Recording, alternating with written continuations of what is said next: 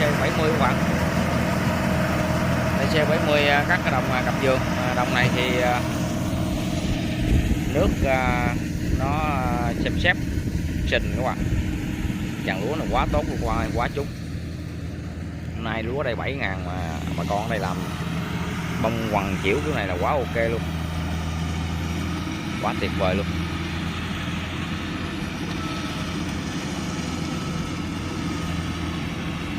Này, buổi chiều thì cánh đồng này thì cũng được 2 chiếc máy kiện rơm các bạn. Đó, với bà con người ta đang cắt lúa ghè ha. Rồi ở bên dưới thì 2 chiếc máy Kubota của 105 với cái chiếc 70 của anh Huệ. Còn chiếc này chiếc 70 Plus.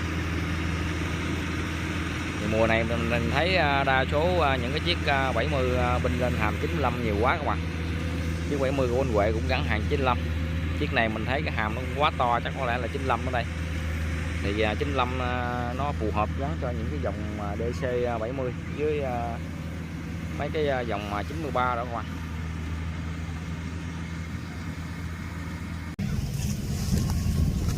Này gom để chắc cho bò ăn đó các bạn.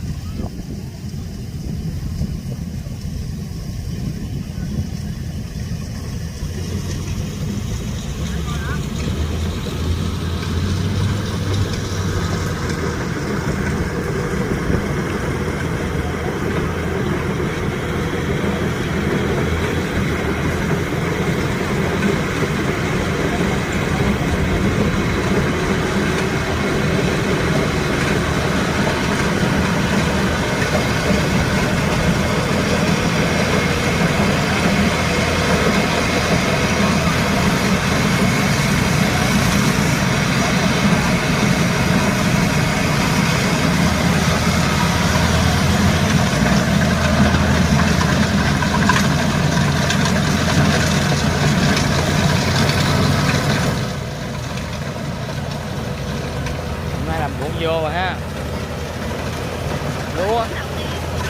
Lúa này giá quá trúng luôn, mà giá quá luôn. Không có chặn được bão hả cô? Dạ chặn bão không?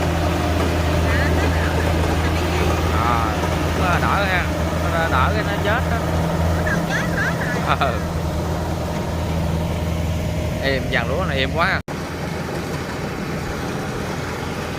Trời này bắt đầu là chuyển đen kịt rồi các bạn. Trên bầu trời thì các bạn thấy là đen kịt này. Chiều này thế nào cũng phải mưa, tại giáp dương quay nó hầm quá hầm.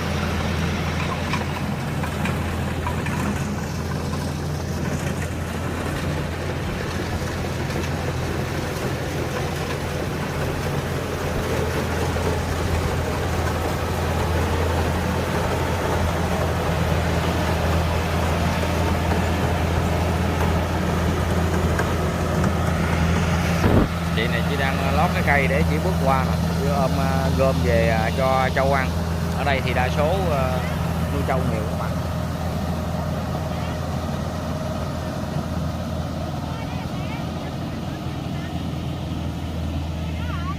Mưa mịt mù.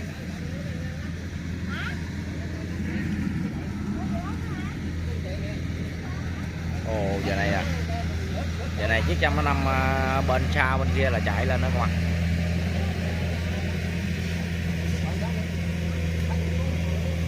Nãy mình lên đó nó hư đó, giờ nó chạy.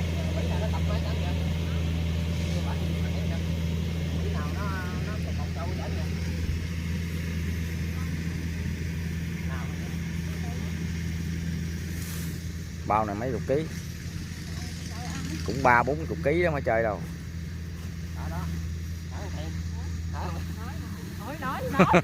Quá mạnh. Nuôi trong nhà ở đây đó hả chị?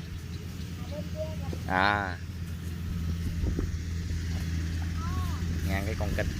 Cái này là cái gì bộ? YouTube. YouTube hả?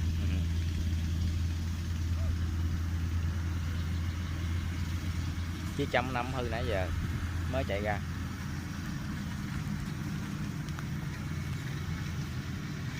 Này chiếc 70 vào lướt.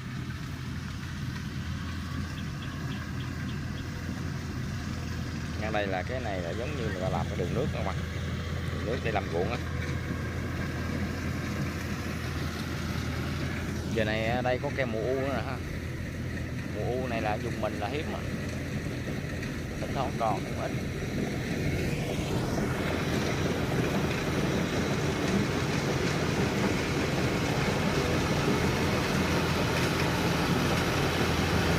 Cái bầu trời nó dịu mát gì nè là mình quay nó đẹp quá.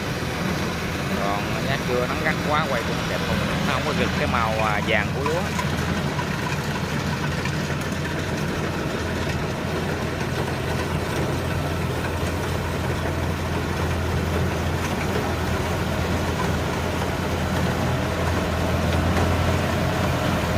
Nãy mình ra máy mình quay chiếc 150 với chiếc 70 thì chiếc 150 nó hư. Rồi bây giờ mình vô tới đây thì chiếc 150 chạy hoạt động máy. Nè ngoài này là xa xa cái này để mình zoom lại cho các bạn xem nè, hai chiếc nè. Đó.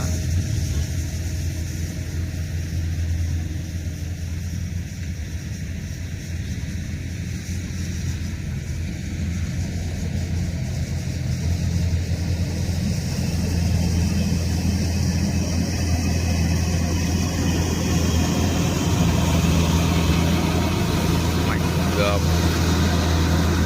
kéo động đủ thứ vậy ha.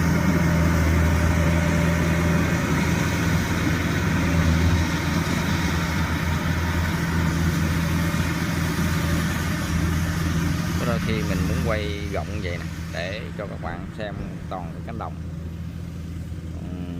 Mình thấy lúc trước mình cũng thường quay mình zoom theo chủ thể, ví dụ như mình zoom cái con này vậy đi, gì đi thì cái máy không, cái vòng vòng sát cái máy không, các bạn chỉ thấy cái máy thôi.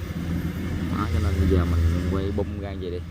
Đó, cho các bạn thấy là mình đang đứng vị trí này, rồi xung quanh cánh đồng nó có những cái gì, những cái hàng cây. Đó, có những cái con kênh đó các bạn, rồi bà con người ta vòng vòng đây nè. Đó, quay gì các bạn dễ thấy hơn, toàn cảnh hơn.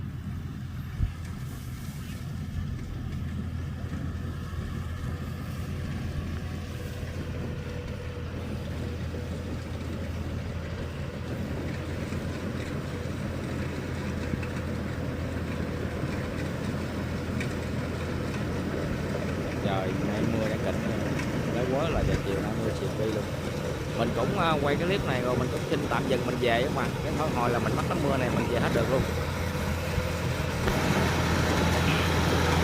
Đó thì giờ mình ở đây mình chia sẻ các bạn thấy cánh đồng này là cánh đồng có khía nha. Bắt đầu bữa nay là máy gầm gộ là bữa nay chắc có lẽ cánh đồng này không hết. Nhưng mà chắc có lẽ ngày mai mới hết cái đồng này. Nhưng mà mai mình sẽ đi quay cái cánh đồng khác các bạn. Mình không có trở lại đây nữa. Tại vì mai mấy cái vặt đồng khác nó cũng cắt, nó cũng gần ở đây. Cho nên mình sẽ cập nhật các bạn sau ha. Rồi mình xin chào tạm biệt các bạn nha. Hiện tại mình cũng nói với các bạn nghe bí mật nè, đây nè. Nó mưa đó, đằng đẵng bắt đầu đang cảnh rồi đó ha. Đang mưa đó các bạn. Rồi mình xin rút quân các bạn ơi. Các bạn nha.